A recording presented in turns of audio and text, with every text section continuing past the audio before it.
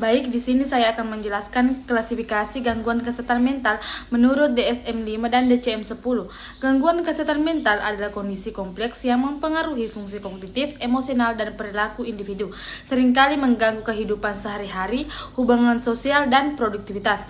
Materi ini membahas klasifikasi gangguan mental berdasarkan DSM-5, Diagnostic and Statistical Manual of Mental Disorders, edisi K5, diterbitkan oleh American Psychiatric Association pada tahun 2013, dan ICD-10 International Classification of Diseases edisi ke-10 dikeluarkan oleh World Health Organization pada tahun 1992 dengan revisi ICD-11 pada 2018 yang belum sepenuhnya diadopsi secara global.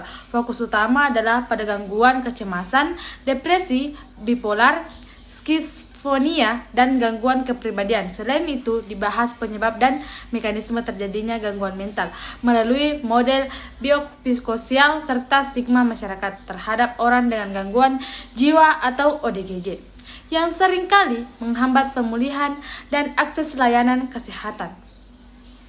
Nah, yang pertama itu klasifikasi gangguan mental menurut DSM-5 dan ICD-10. DSM-5 dan ICD-10 adalah alat diagnostik utama yang digunakan oleh profesional kesehatan mental untuk mengidentifikasi dan mengklasifikasikan gangguan mental. DSM-5 lebih berorientasi pada penelitian empiris dan dimensi gejala, sedangkan ICD-10 lebih deskriptif dan terintegrasi dengan klasifikasi penyakit fisik.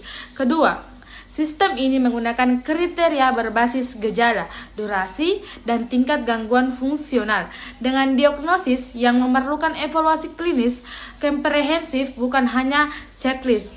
Perbedaan utama DSM-5 menghilangkan kategori seperti gangguan somatoform dan menambahkan gangguan disosiatif. Sementara ICD-10 mempertahankan istilah lama. Kedua sistem ini tidak sempurna, misalnya mereka tidak sepenuhnya mencakup variasi budaya atau gender. Diagnosis memerlukan wawancara klinis, tes psikometrik, dan pengecualian kondisi medis lainnya. Nah, yang ketiga, stigma masyarakat terhadap orang dengan gangguan jiwa atau ODGJ. Stigma adalah label negatif yang mengarah pada diskriminasi, isolasi, dan marginalisasi ODGJ. Konsep ini diperkenalkan oleh Goffman pada tahun 1963 sebagai spoiled identity di Indonesia.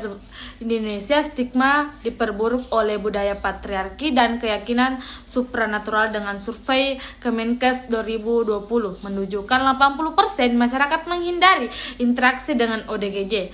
Dampak stigma psikologis meningkatkan gejala seperti kecemasan sosial pada gangguan kepribadian, risiko bunuh diri naik 2-3 kali lipat, sosial pengucilan keluarga, kesulitan pernikahan atau bullying pada anak-anak, stigma sekolah menghambat pendidikan, ekonomis kehilangan produktivitas.